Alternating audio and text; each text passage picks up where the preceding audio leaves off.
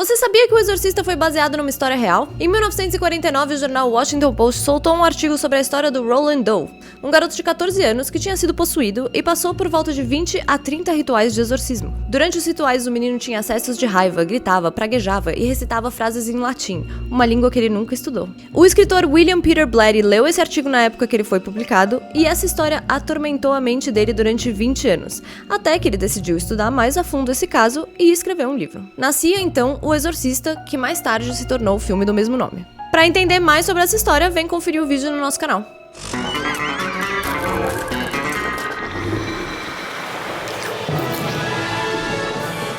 Antes do Exorcista ser o primeiro longa de terror nomeado na categoria de melhor filme no Oscar, teve um livro dessa mesma história que se baseava num artigo que foi publicado no Washington Post.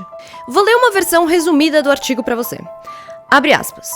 No que talvez seja um dos casos mais notáveis da história religiosa recente, um menino de 14 anos, vítima de uma possessão demoníaca, foi libertado por um padre católico, após algo entre 20 ou 30 realizações de rituais de exorcismo. O William Peter Blatty, que é o autor do livro O Exorcista, tinha 20 anos quando ele leu esse artigo. O caso ficou conhecido como o exorcismo do Roland Doe. Não que esse fosse o nome do garoto, mas é assim que ele foi apelidado para preservar a identidade da família. Essa história circulou muito durante o final dos anos 40, mas no decorrer do tempo as pessoas esqueceram. Ou pelo menos a maioria das pessoas, porque o Blatty passou as décadas seguintes atormentado por essa história. Imagine hearing about for the first time in your life, having never heard of possession, hearing the details, so-called details, of an alleged case of demonic possession going on in your neighborhood while you're attending classes at Georgetown University. I mean, it was absolutely startling. And I thought at the time that if one could adduce enough evidence to demonstrate that this was most probably authentic, what a tremendous piece of evidence for our hopes for immortality of the soul, our hopes for everything I was being taught by the Jesuits at Georgetown being an absolute fact. 20 anos depois de ter lido o artigo pela primeira vez, o Blatty resolveu estudar essa história mais a fundo para escrever o seu livro. Ele até trocou umas cartas com um dos padres que participou do ritual e conversou com a tia do garoto que supostamente foi exorcizado. O Blatty tentou acessar um dos diários que relatava o que aconteceu durante os exorcismos, mas ele não conseguiu. A história de possessão do Roland começa igualzinho a da Regan no filme do Exorcista, com um tabuleiro de Ouija. O Roland brincava bastante com a sua tia Tilly, que ensinou ele sobre espiritualismo e até mostrou como que usava o tabuleiro para se comunicar com os mortos. Mas no comecinho de 1949, a Tilly morreu de esclerose múltipla aos 54 anos, e depois disso o Roland teria tentado se comunicar com ela usando esse tabuleiro de Ouija. E, claro, coisas estranhas começaram a acontecer. No começo, era o som de uma goteira no quarto da avó, sendo que não tinha nenhuma goteira. Depois, era uma imagem de Cristo que estava pendurada na parede e começou a balançar. E, a partir daquela noite, sons de arranhões foram ouvidos todas as noites, durante 10 dias seguidos. Os fenômenos pararam por um tempo, até que o Roland começou a ouvir sons de sapatos no seu quarto. Aí, é aquele clássico das histórias de terror. A família desconfiava que tudo aquilo era a tia Tilly e até pediram para o espírito bater 3 vezes no chão se fosse ela mesma. Esse pedido foi seguido imediatamente pelo som de 3 batidas.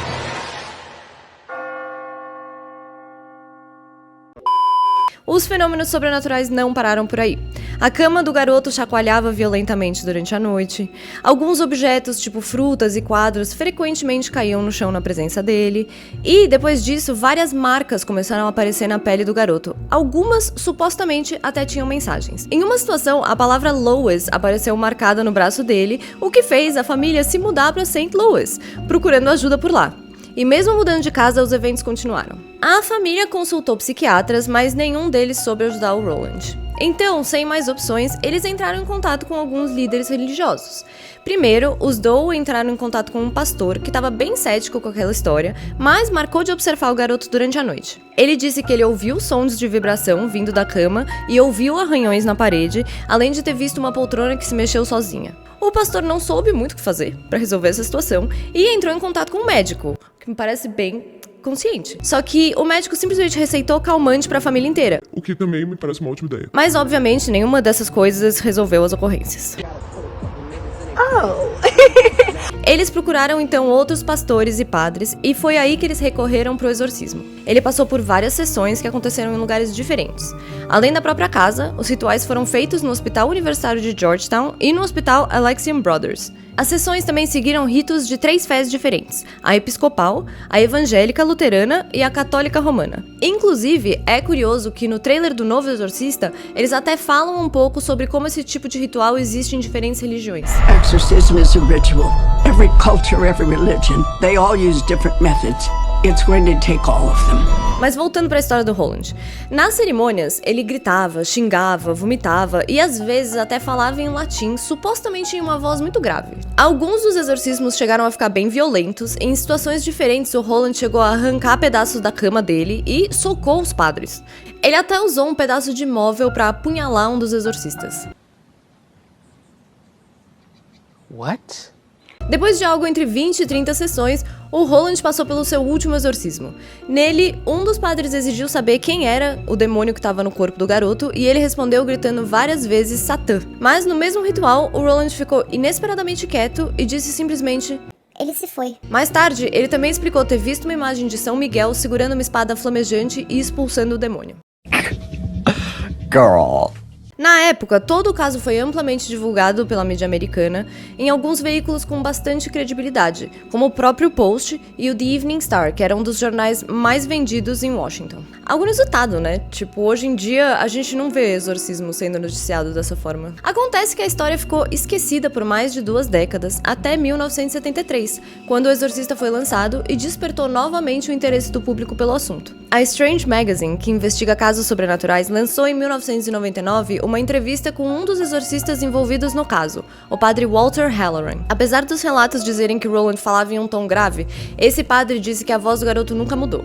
Ele também disse que teve a impressão de que a criança não falava latim de fato e que estava só imitando o que os padres estavam falando na língua. O Halloran também não soube responder se o Roland tinha uma força fora do normal quando socou ele no nariz. E, ao contrário do que ficou popularizado pelo filme, segundo esse padre, o exorcismo não envolveu vômito. Por outro lado, esse padre falou de algumas situações inexplicáveis, tipo, abre aspas, eu vi uma garrafa deslizar de uma cômoda através da sala e vi a cama se mexendo. Ela tinha rodas, como qualquer cama, mas eu tava apoiado nela quando ela se mexeu sozinha. Hoje é dia de quê, bebê? Ó, o Banco do Brasil é mais um dia apoiando os gamers e os geeks de plantão. Isso porque o nosso Banco do Brasil sempre oferece condições especiais e vários benefícios. Como cliente Ouro Card Visa, você tem a vantagem de adquirir a sua credencial para CCXP23 no preço congelado do segundo lote, mesmo estando no terceiro, e ainda pode parcelar em até 10 vezes sem juros. Então, ó, depois do Omelete TV de hoje, eu já tenho a minha resposta. Hoje é dia daquele gamezinho, bebê! Ele também confirmou ter visto as marcas na pele do garoto e garante que não eram feitas pelo próprio Roland, mas ele não tinha certeza se essas marcas formavam realmente números ou letras, como alguns relatos diziam. Muita coisa da história do Roland vai continuar sendo um mistério, mas algo que foi revelado no decorrer dos anos é a verdadeira identidade dele. O Roland Doe, na verdade, se chamava Ronald Hunkler. A família Hunkler era de classe média, mas não tinha uma dinâmica muito funcional. O Ronald era o filho único de um pai apático e de uma mãe super protetora e super religiosa. Essa experiência impactou muito a vida adulta dele.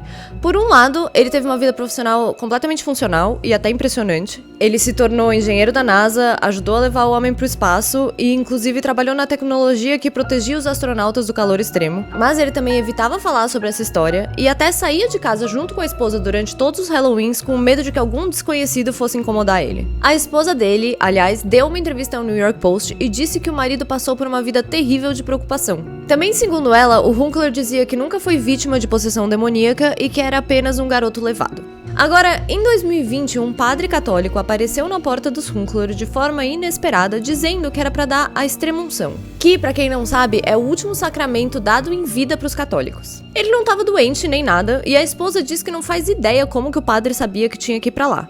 Mas, no mês seguinte, o Ronald morreu. What?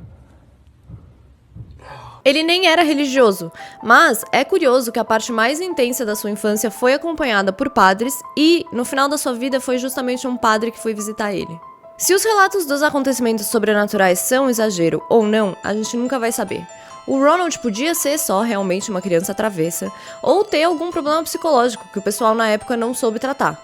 Ou ele pode ter passado por algo muito mais perturbador e sombrio que não pode ser explicado pela lógica. Fato é que só saber que isso aconteceu na vida real já faz o caso do Roland Doe parecer mais assustador do que o próprio filme do Exorcista.